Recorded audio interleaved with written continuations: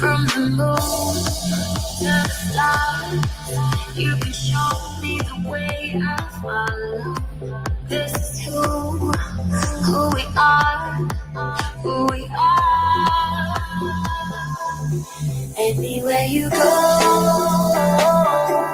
I'll be right there.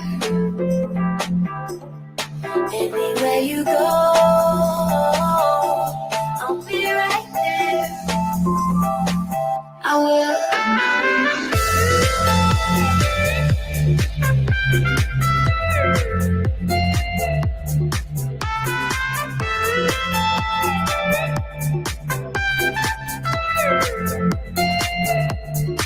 Anywhere you go, I'll be right there. Anywhere you go, I'll be right there.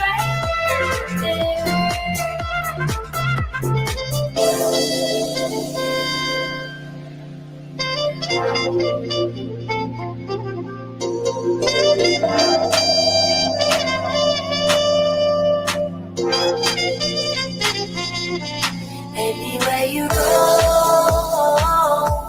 I'll be right there. Anywhere you go, I'll be right there. Anywhere you go, I'll be right there. Anywhere you go, I'll be right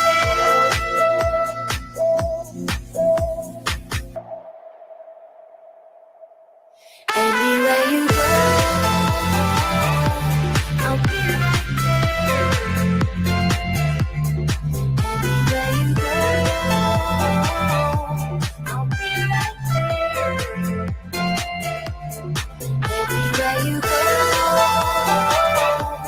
I'll be right there. Anywhere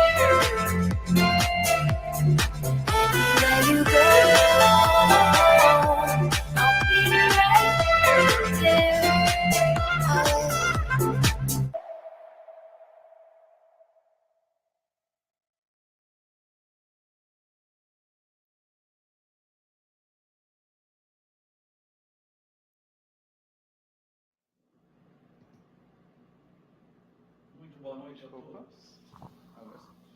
Muito boa noite a todos. Mais um programa Filosofando. Continuamos com Platão, discípulo de Sócrates e mestre de Aristóteles.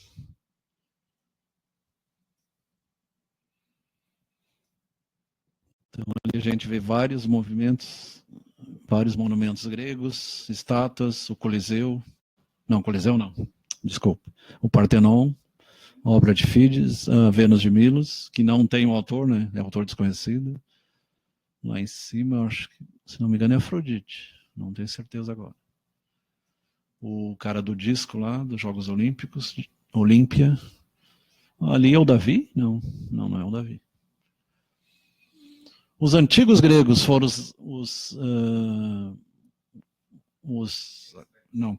experts é experimentadores, mais consumados do mundo na arte de diferenciar as diversas classes de amor.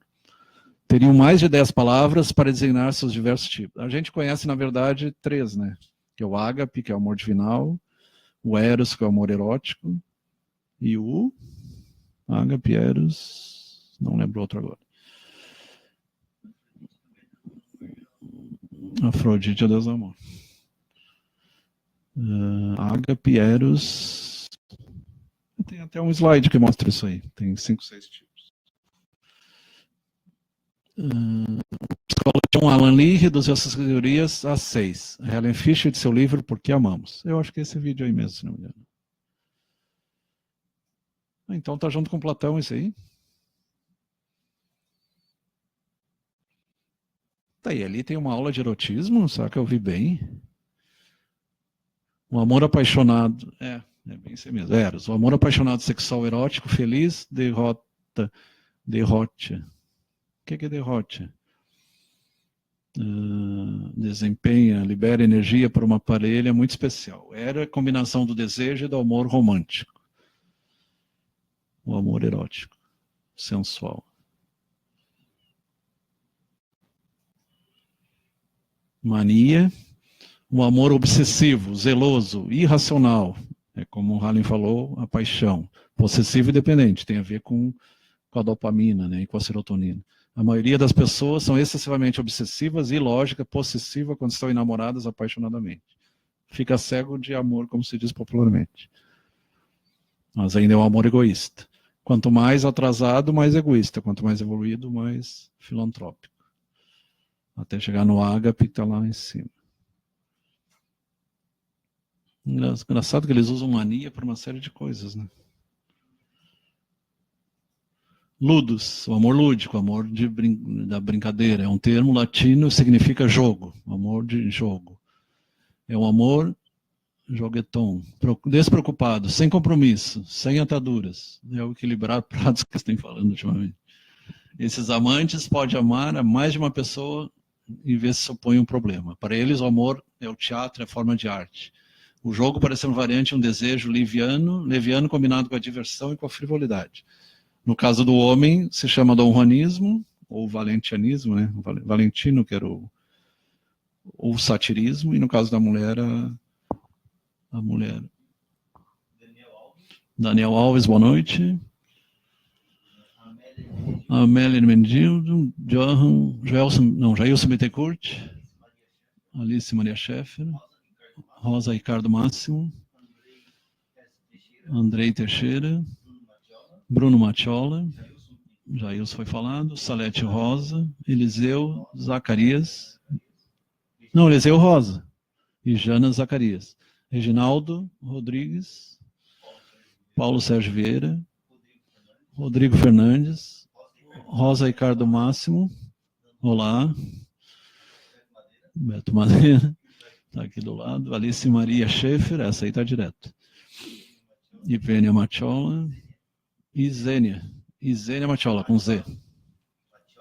É Mattioli Efraim. Estela Onig, Cida da Silva, Amélia Hermenegildo, Everaldo Rocha, Chico Bento, Bruno, Juninho Rocha, Bruno e Gabi, Marisol, José Paulo Serafim, Juninho Rocha, Josineia Nunes, Guilherme Cruz Cardoso, Juraci Salvan. Oi? Salve Guilherme, salve Juraci, né, Salvan. Neia Modolon. Juninho Rocha, beleza. Neia Modolon é lá da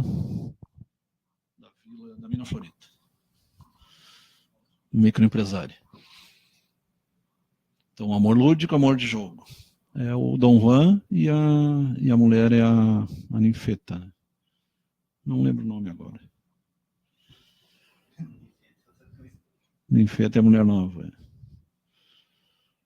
Mas a mulher é... Se é pelo sexo, é o... Não, ali já foi falando. Ninfomaníaca quando é só pelo sexo em si, né? Mas apenas o de paixonar, não lembro o nome agora. Dom Juanismo, né? Obsessão pelo sexo. Estorger é um tipo de amor companheiro, fraternal, amistoso, um sentimento de amizade. É sentimento irmanal, né? Amizade profunda, especial, carece de manifestações de emoção. As pessoas preferem falar de seus interesses mais seus sentimentos. É um amor sem febre nem loucura, como dito Proudhon. Estorger.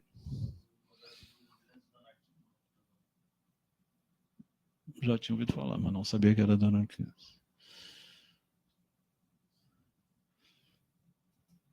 Companheirismo, fraternismo. Ágape. Tem até um livro, né, do Padre Marcelo. O amor gentil. Tem filme também? Desinteressado. Consente seus deveres. Concede seus deveres. Generoso, altruísta, espiritual. Outra forma de apego. Os amantes consideram seus sentimentos como um dever, uma paixão. Alguns estão, inclusive, dispostos a deixar a relação quando melhor para ser amado. De aqui ser rindo, bom grado ante um rival. Eu acho que é aquele que abre a mão para a felicidade do amado ou da amada. Né? É o contrário do amor possessivo, que quem ama liberta. Né? genuíno, esse água. Esse só perde, eu acho que o último é o logóico, se não me engano. Ele é quase angélico, né? Seria mais próximo da angelitude.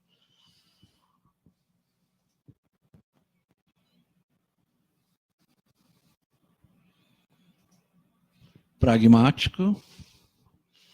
O amor baseado na compatibilidade, no sentido comum. O amor pragmático é o amor da lista de compras. Os amantes pragmáticos levam em conta, têm muitos presentes quanto vantagens como inconvenientes da relação. Esses homens e mulheres não são dados ao sacrifício e emoção excessiva. Para eles, a amizade é a essência da relação. Predomina a amizade aí também. Também é uma forma decente.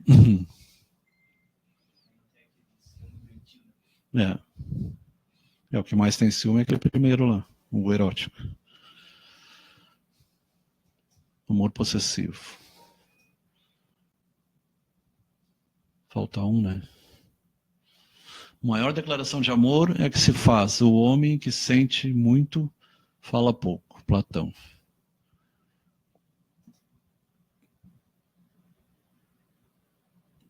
Então, são 6 aí, então. O ágape é o amor genuíno. Platão e a teoria das ideias. Já foi falado alguma coisa na semana passada. Platão foi discípulo de Sócrates e mestre de Aristóteles. E ele fala que o plano das ideias é o plano espiritual, seria um plano real, como se diz no Espiritismo, um mundo maior. Caetano Almeida, um abraço. Ui. Margarete Formentin de Roque. Margarete. Sainara da Luz. Muito boa noite, Margarete. Sainara da Luz. Liliane Souza. Souza ao quadrado. Rui, será que é a da África? É um nome diferente, né?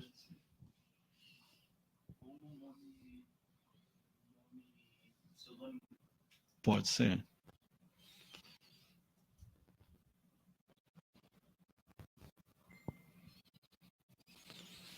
Platão utiliza a filosofia de Sócrates da investigação na natureza da virtude. A filosofia de Platão consiste em profundo esforço pela superação da ligação entre a noção da escola da Ileia, de ser a cosmologia de Heráclito, do devir, do eterno vir a ser. A primeira fase da filosofia de Platão influenciada e marcada pelos diálogos socráticos, lembrando da maiêutica e da crítica. Né? A maiêutica é devolver as perguntas, fazer o aluno pensar por si próprio, e a crítica é o chamado advogado-diabo, né? Quando está sempre fazendo contraponto. E ali embaixo tinha alguma outra coisa. Filosofia de Platão utilizada e pensada até os dias atuais, realmente. Hoje temos o neoplatonismo, neopitagorismo e neoplatonismo.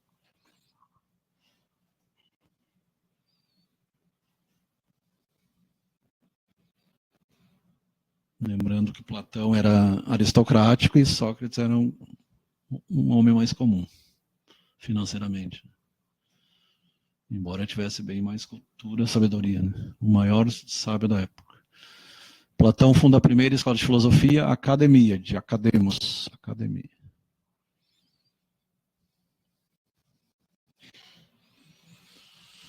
Luciana Bastos, Luzia Sartori, tua mãe, Heloísa Silva Viana, boa noite. Viviana já foi falando.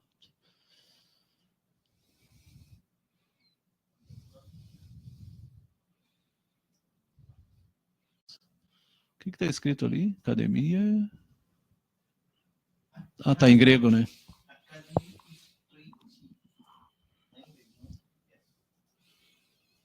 Enquanto na primeira fase ele retrata os diálogos socráticos, na segunda fase expõe sua própria filosofia. A primeira ele explica Sócrates para depois fazer sua própria teoria. A República, Menon, Fédon, Fedro, Timeu e Crítias. O Timeu e Crítias fala da Atlântida e a República fala da alegoria da caverna. O mundo das imagens e o mundo real. Por isso que se diz Maia ilusão e se diz também Matrix. Estamos na Matrix. né? A matriz divina é a matriz real, e a matriz física é a cópia. O nosso mundo físico é cópia do mundo extrafísico.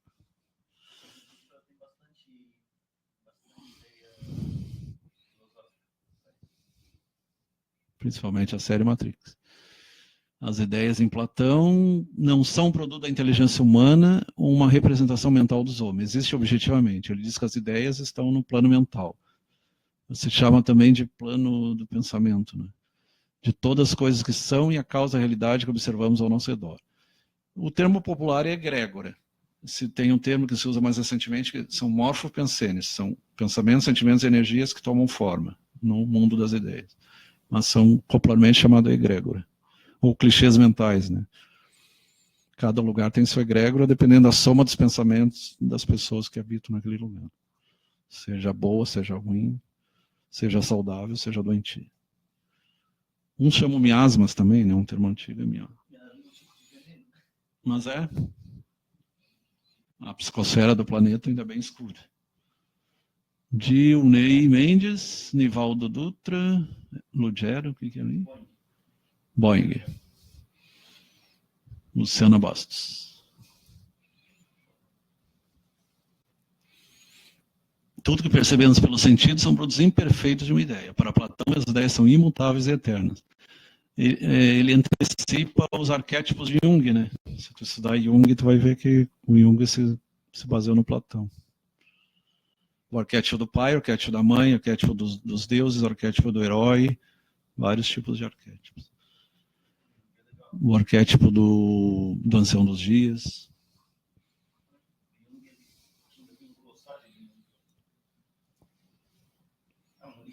Ânima, ânimo, sombra, tem muita coisa.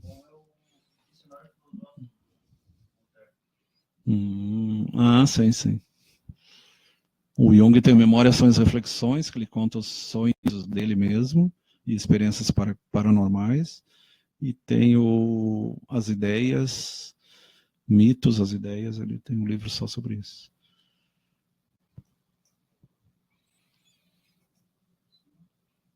Você já foi. O dualismo do ser na filosofia de Platão.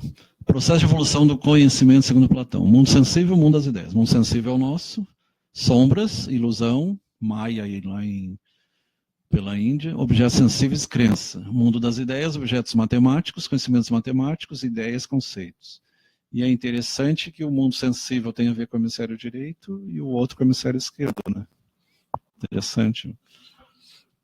As duas divisões do cérebro.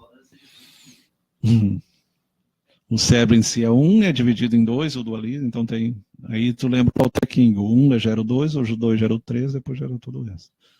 1 é o todo, o 2 é o yin e o yang, que é as polaridades, e depois vem todo o resto. Até chegar aos conceitos. Realmente, se tu pegar a matemática, por isso que a maioria de nós tem dificuldade, né? Porque ela é muito, muito subjetiva. E não é mais exata, né? Depois de Gödel, a teoria da incompletude de Gödel, ela não é tão exata quanto se pensava. Nem a física não é mais exata. Depois que a quântica, já com 100 anos, tirou a exatidão. O princípio da incerteza de Heisenberg. Tudo é incerto. E tudo é relativo, como dizia Einstein. Na verdade, dizer que a matemática é exata é apenas uma denominação, porque ela literalmente não é exata. Tanto é que, um exemplo, o número 1, o que a gente vê, 1, 2, 3, 4, 5, 6, 7, 8, 9, eles são infinitos. Porque entre o 1 e o 2, eu tenho infinitos números. Entre o 2 e o 3, eu tenho infinitos números. Então, esses números de 1 a 9 que a gente estabelece, eles são extremos que a gente define. Não, esse aqui é o infinito, número 2. Então, e outra, o número 1, ele não é só 1. O número 1, todos os números, eles são 0,0000,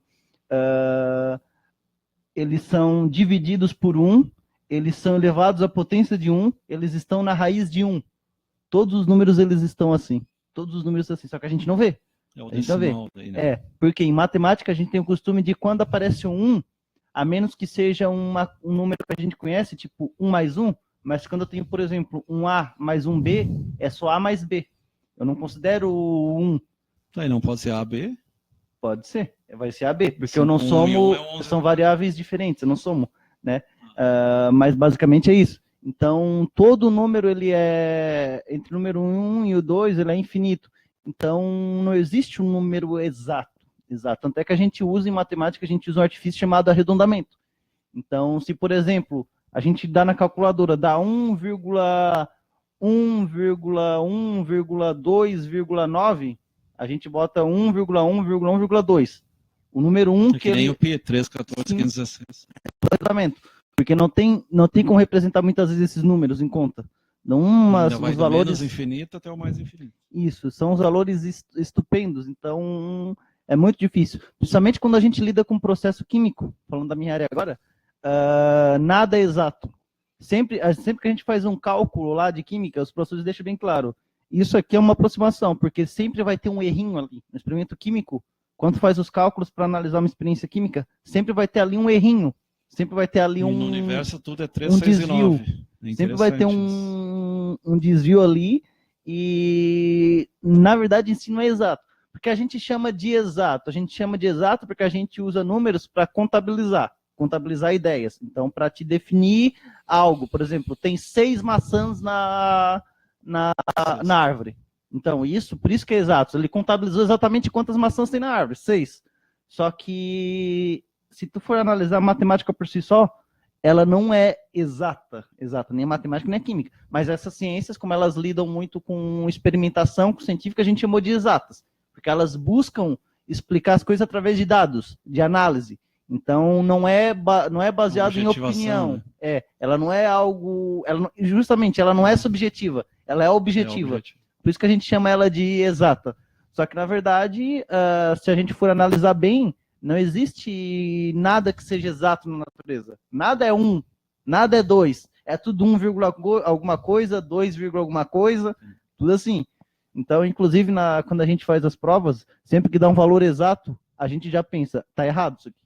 Porque na verdade, se arredonda, né? Até para fazer sim, justamente. Só que é muito raro, por exemplo, quando a gente trabalha com processo químico, com física, dar um valor que não seja com vírgula.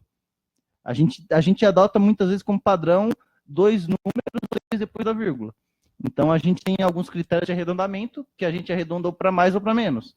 Então, são critérios que a gente adota. Mas, em geral, nada é exato. Porque, tanto é que na calculadora, nunca aparece todos os números. A calculadora tem um tempo ali. Então, tem um espaço ali que os números eles conseguem ser colocados. Mas muitas contas têm número infinito, que segue da calculadora em diante. Então, a gente usa arredondamento geral. Mas, de fato, a gente chama de exatas por conta do objetivismo. Não porque ela é literalmente exata. Porque as coisas são literalmente 1. As coisas são 1, alguma coisa. Só para explicar muitas vezes, porque às vezes o pessoal não entende porque é exata, porque a gente chama de exatas, é mais por conta disso. Diz que um é só Deus, né? Isso. A gente se apropria de dados científicos para embasar teses. Por isso que a gente chama de exatos, teses filosóficas. Então, tudo, inclusive uma coisa, as ciências biológicas também usam muito exatas para comprovar vários dados ali.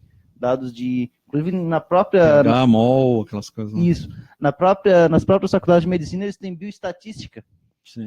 Que é um tipo de estatística voltada para a biologia, que é uma ciência exata. Essa bioestatística, né? Na verdade, bioestatística é a mesma coisa que estatística, tá? Ela só bota o nome para dizer que é aplicada à biologia. Daí bioestatística, que são geralmente dados e pesquisas que são feitas em relação à biologia. Mas, em geral, é isso. Tanto é que, quando tu quer saber definir características do indivíduo, tu vai se apropriar de matemática, de probabilidade. Aquele genital e tudo mais.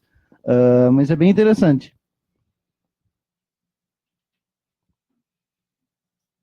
Das ideias. Segundo Platão, o ser humano só pode conhecer plenamente algo se os sentidos não o enganarem. O que é impossível, pois eles são fontes de falhas.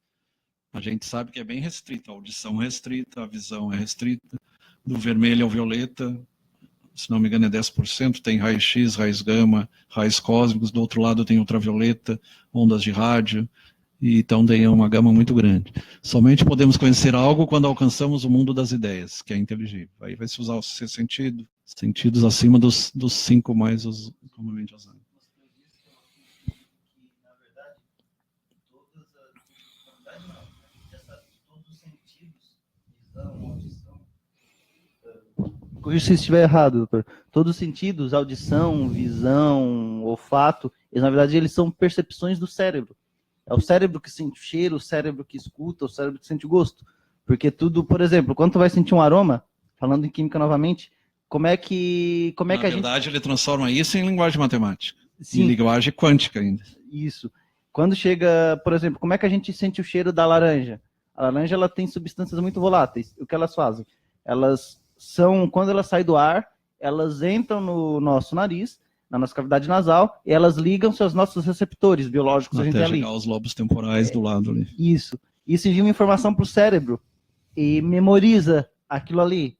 Daí por isso que a gente Quando entrar sabe, em contato esse aqui é o novamente, cheiro de laranja. isso. Então, quem vê também, pode ver, tá tudo ligado ao cérebro, visão, audição, tudo. Tanto é que às vezes tem gente Até o que... ponto de tu enxergar a imagem da laranja e sentir o cheiro da laranja. Sim. Tem uns testes bem interessantes. Já vi casos de pessoas que elas tiveram parte do cérebro danificada e perderam a audição, perderam... E é que nem a cor, aquele jogo que põe o vermelho pintado de verde, tu tem que dizer verde, não vermelho, aquele jogo é bem interessante. Mas eu vou mais longe, na verdade, quem sente é o espírito. Eu vou mais longe para provocar. De fato, mas no plano material nós temos o cérebro, material é o cérebro. O cérebro é o hardware. Isso. Linguagem computacional. Falar nisso, o Tesla, eu estava vendo essa semana, ele antecipou o que a gente chama de mundo virtual, só que a ideia dele era usar a ionosfera para conduzir a eletricidade. E hoje a gente usa satélites. Na época ele jamais pensou em questão de satélite. Rogério já foi falado, Denise Natalino Gonçalves.